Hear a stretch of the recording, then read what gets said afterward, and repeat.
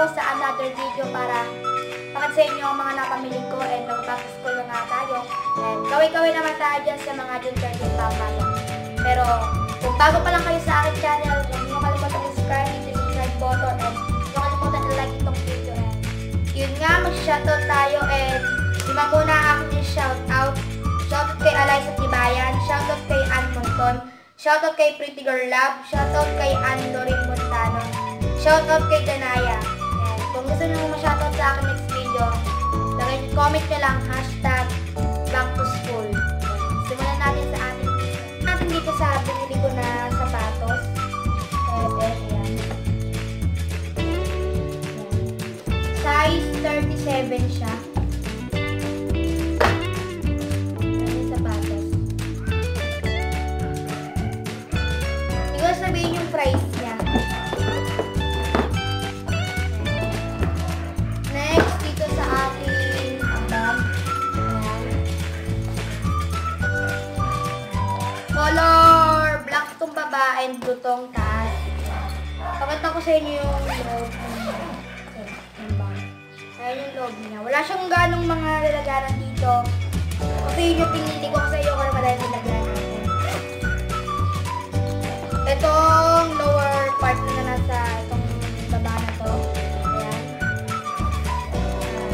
Ang kagandahan dito, meron siyang sarili organizer. Lagyan ng ball. Pwede mo na kailangan pumili pa ng kung ano-anong settings. Dito naman tayo sa aking mga notebooks. Kung mapapansin nyo, color coding siya. Kahit na kailangan kasi sa amin ganito. Kahit na high school na kami, color coding.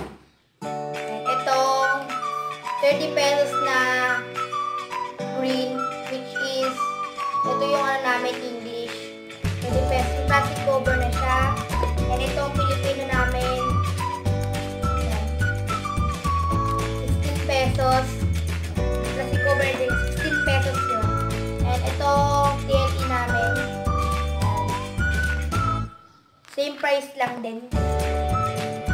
And then itong computer namin, same price lang din. And itong, di ko alam kung saan namin ito magamitin.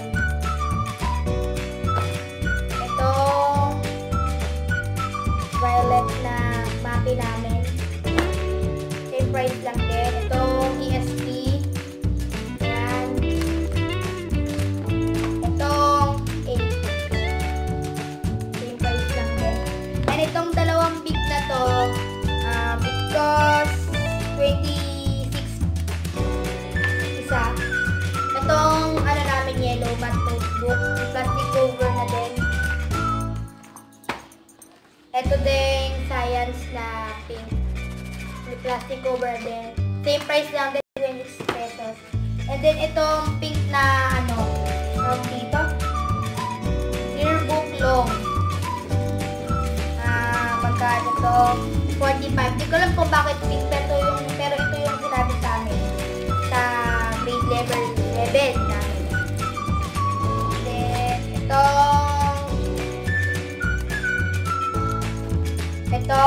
nagkakalaga na siya ng 45. Yan.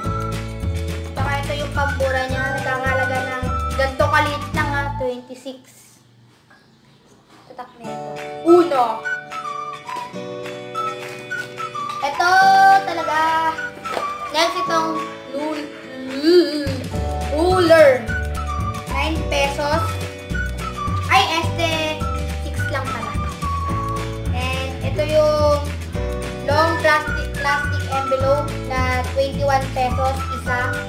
Dalawa na pinili ko. Lalagyan ko ito ng mga projects or mga test paper na gano'n. And itong next na envelope, long brown. Yan. Long siya, 4 pesos. Dalawa na din binili ko.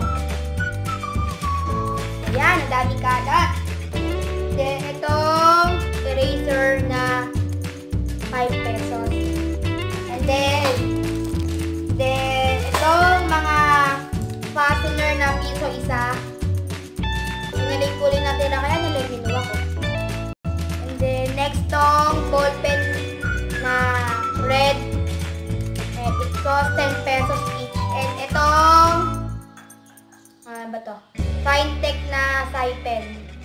24.75 pesos. Itong whiteboard marker na nare-refill siya, 26 pesos. Itong Mongol 2 na 9 pesos. Itong 16 pieces crayon na 45 pesos. Ito pala, malaki na lang binili ko kasi yung parang mahal.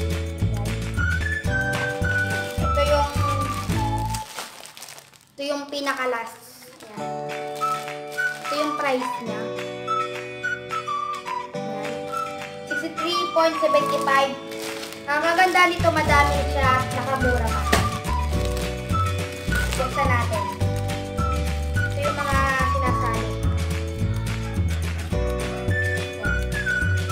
Tatlong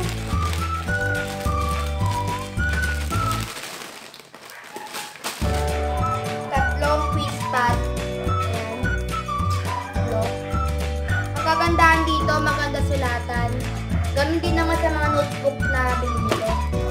Itong Klein Klein. Yan.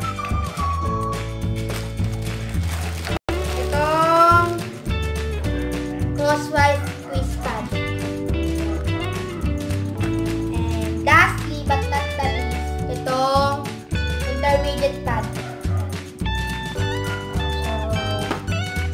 Yun lang mga napamili ko sa school supplies. Pero hindi pa naman yung lahat. Sana nagustuhan nyo itong video na to. Mag-subscribe na kayo dito lang. And huwag nakalimutang i-like tong video na to. And thank you for watching. Love you all.